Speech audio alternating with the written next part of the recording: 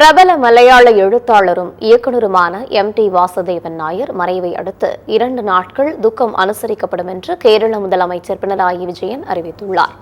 மலையாள இலக்கிய உலகின் மிகப்பெரிய ஆளுமையாக அறியப்படுபவர் டி வாசுதேவன் எண்ணற்ற நூல்கள், கதைகள் உள்ளிட்ட இலக்கிய உலகில் தனது தனித்த அடையாளத்தில் விளங்கிய அவர் திரைக்கதையாசிரியராகவும் முத்திரை படைத்துள்ளார்.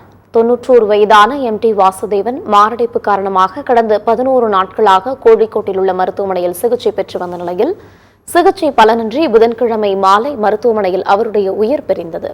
இதையடுத்து இன்றும் நாளையும் கேரள அரசு சார்பில் துக்கம் அனுசரிக்கப்படும் என்று கேரள முதலமைச்சர் பினராயி விஜயன் அறிவித்துள்ளார். இந்த 2 நாட்களுக்கு அரசு நிகழ்ச்சிகள் அனைத்தும் ரத்து செய்யப்படுவதாகவும் தெரிவித்துள்ளார்.